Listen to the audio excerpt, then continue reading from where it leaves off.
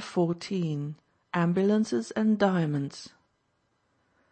There was an opportunity later on to visit the Scribblers again. Crosbie begged him to come as he desired a full attendance in honour of an occasion unique in the club's history. It seemed that some soldier members of the club, foregathering in New York, offered the opportunity for a meeting that might never recur. The toastmaster was a former officer, and the speakers were men who had fought through the ghastly early years of the war before the United States came into it. It happened that Trent had known the toastmaster, Captain Alan Kent, when the two had been newspaper cubs together. In those days Kent had been an irresponsible, happy-go-lucky youngster, liked by all for his carefree disposition. Today, after 3 years of war, he was a sterner man, in whose eyes shone steadily the conviction of the cause he had espoused.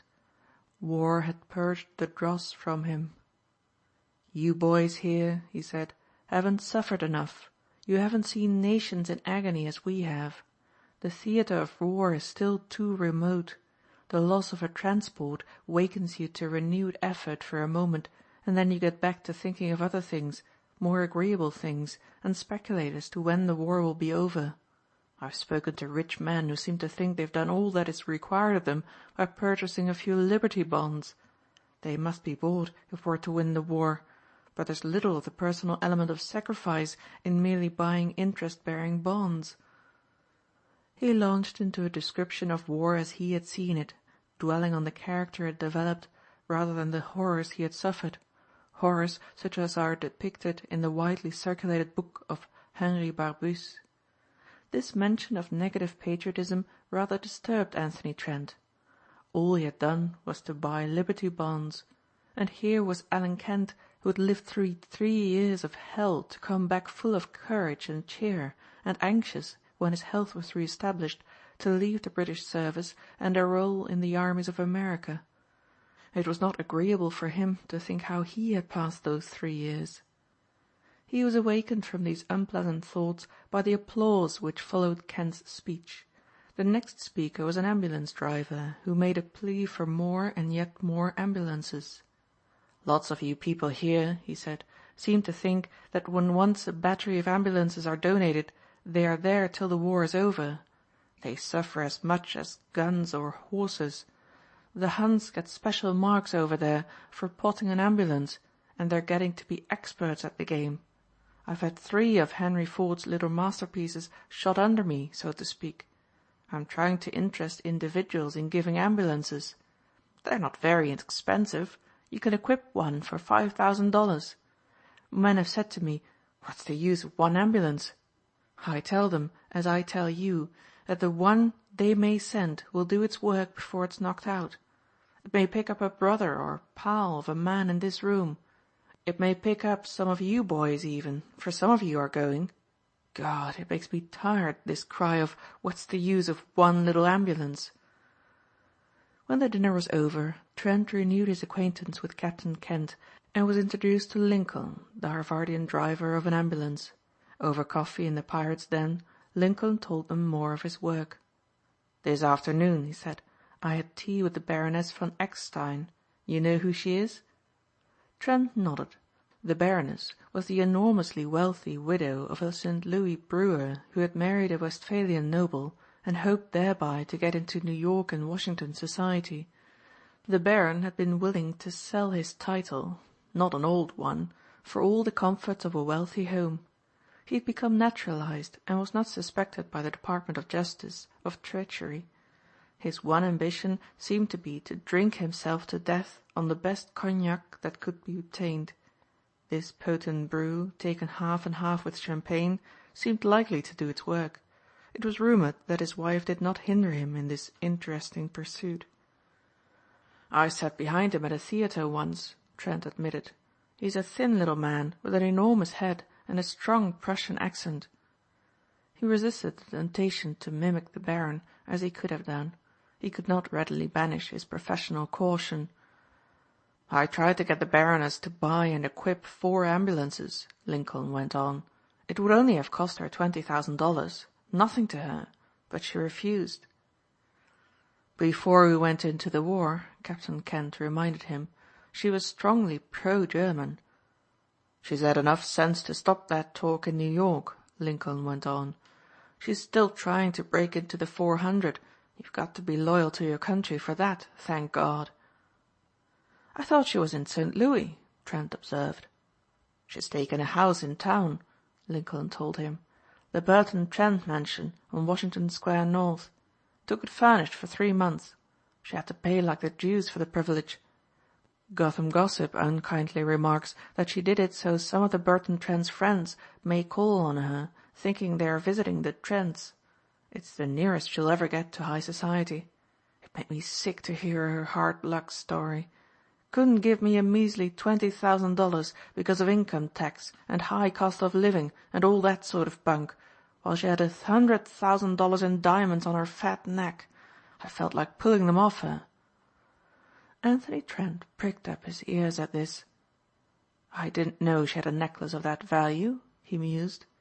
I guess you don't know much about the fortunes these millionaire women hang all over them, said Lincoln. Lincoln had an idea the other man was a bookish scholar, a collector of rare editions, one removed from knowledge of society life. That must be it, Trent agreed. He wondered if another man in all America had so intimate a knowledge of the disposition of famous gems. So she won't give you any money for ambulances? It's known she subscribed largely to the German Red Cross before we got into the war. Leopards don't change their spots easily, as you know. It was one of her chauffeurs at her country place near Roslyn who rigged up a wireless and didn't know he was doing anything the government disapproved of. His mistress lent him the money to equip the thing, and she didn't know she ought not to have done it. I tell you, I felt like pulling that necklace off her fat old neck. Wouldn't you feel that way? It might make me, Trent admitted, a little envious. On the whole, Trent enjoyed his first evening of emancipation immensely. Particularly glad was he to meet his old friend Alan Kent again.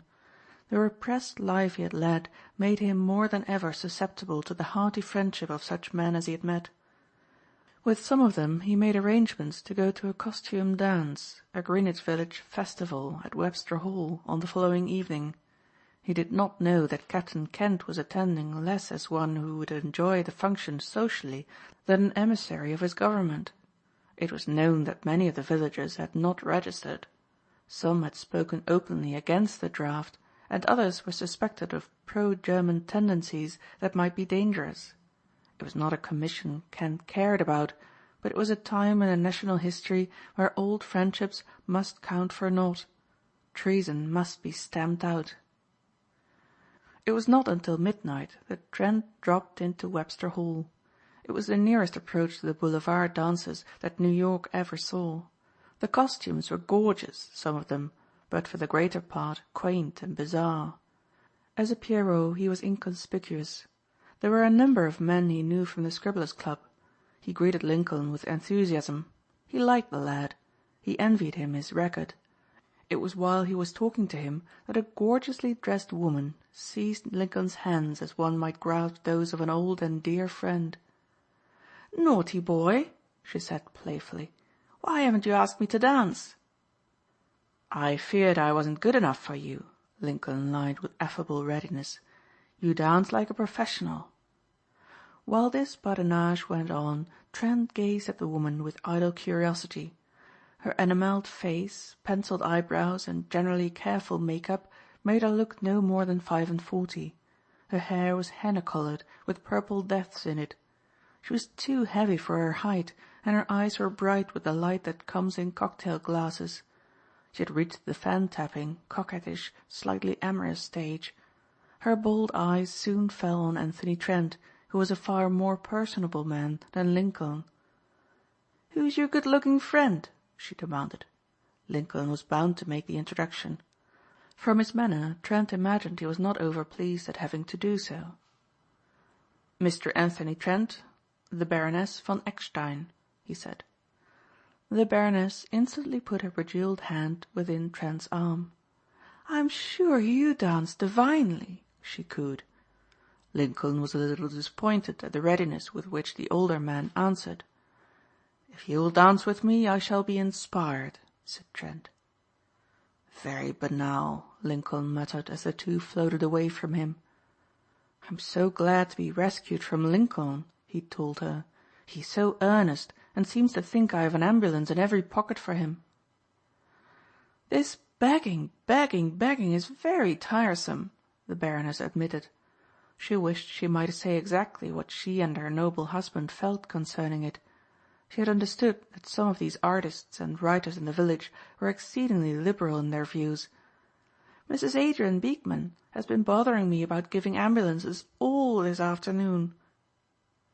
"She is most patriotic," he smiled, "but boring all the same." "I suppose you are one of these delightfully bad young men who say and do dreadful things," she hazarded a little later. "I am both delightful and bad," he admitted, "and a number of the things I've done and shall do are dreadful." "I'm afraid of you," she cried coquettishly. There was about her throat a magnificent necklace, evidently that of which Lincoln had spoken at the Scribblers' dinner. It was worth perhaps half of what the ambulance man had said.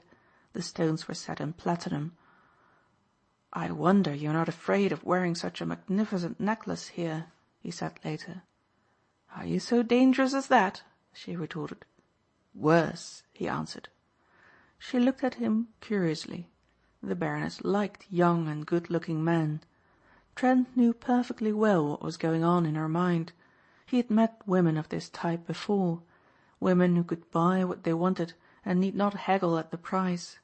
Her eyes appraised him and she was satisfied with what she saw.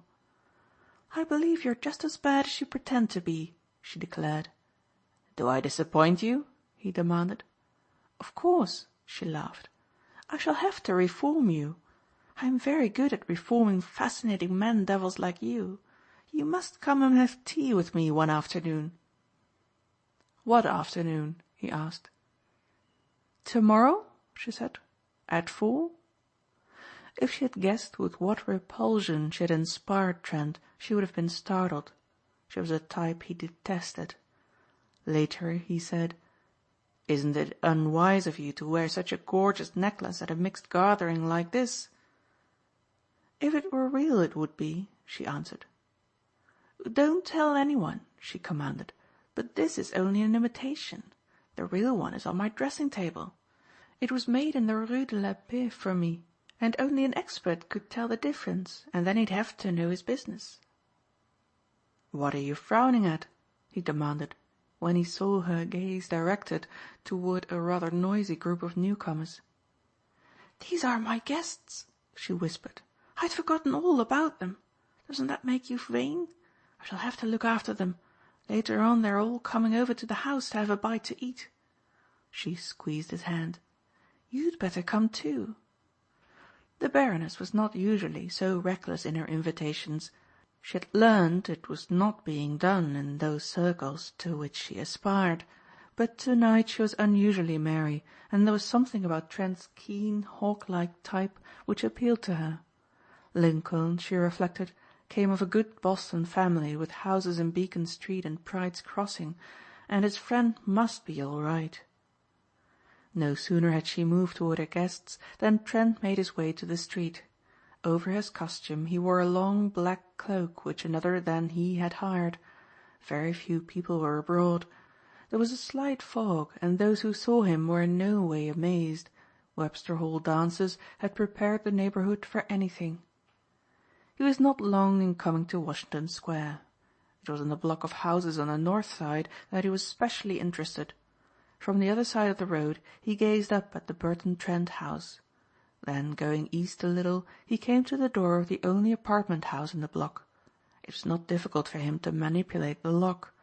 Quietly he climbed to the top of the house until he came to a ladder leading to the door on the roof. A few feet below him he could see the roof of the neighboring house. To this he dropped silently and walked along until the square skylight of the Burton Trent mansion was at hand. The bars that held the aperture were rusted.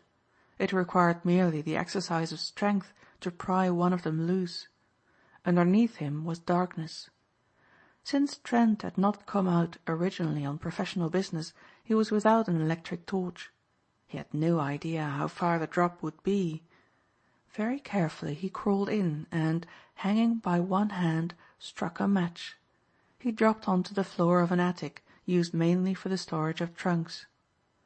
The door leading from the room was unlocked and he stepped out into a dark corridor. Looking over the balustrade, he could see that the floor below was brilliantly lighted. From an article in a magazine devoted to interior decoration, he had learned the complete layout of the residence. He knew, for example, that the servants slept in the L of the house, which abutted on the mews behind. Ordinarily he would have expected them to be in bed by this time. But the Baroness had told him she had guests coming in. There would inevitably be some servants making preparations. They would hardly have business on the second or third floors of the house. The Burton Trents, who had let their superb home as a war economy measure, would never allow any alteration of the arrangement of their wonderful furniture, and the Baroness would hardly be likely to venture to set her taste against that of a family she admired and indeed envied. It was therefore probable that the Baroness occupied the splendid sleeping chamber on the second floor front, an apartment to which the writer on interior decoration had devoted several pages. His borrowed cloak enveloping him, he descended the broad stairs until he stood at the entrance of the room he sought. It was indeed a magnificent place. His artistic sense delighted in it. Its furniture had once been in the sleeping room of a Venetian doge. It had cost a fortune to buy. The dressing room leading from it was lighted more brilliantly. There was a danger that the Baroness's maid might be there awaiting the return of her mistress. Peeping through the half-open door, he satisfied himself that no maid was there. On the superb dressing-table with its rich ornaments he could see a large gold casket, jewel-encrusted, which probably hid the stones he had come to get. Swiftly he crossed the soft Aubusson carpet and came to the table. He was far too cautious to lay hands on the metal box straight away. Although he was nameless and numberless so far as the police were concerned, he was not anxious to leave fingerprints behind. He knew that in all robberies such as he intended, the police carefully preserve the fingerprints amongst the records of the case, and hope eventually to saddle the criminal with indisputable evidence of his theft. Usually Trent wore the white kid gloves that go with full evening dress. Tonight he was without them. He was also in the habit of carrying a tube of collodion to coat the fingertips and defy the finger-printers. This too he was without, since his adventure was an unpremeditated one. While he was wondering how to set about his business, he was startled by a sound behind him. From the cover of a chaise longue at the far end of the room a small thin man raised himself. Trent knew in a moment it was the Baron von Eckstein. He relaxed his tense attitude and walked with a friendly smile to the other man. He had mentally rehearsed the role he was to play. But the Baron surprised him. "Hip, hip, hooray!" hiccuped the aristocrat. There was not a doubt as to his condition. He swayed as he tried to sit up straighter. His eyes were glazed with drink. End of chapter 14.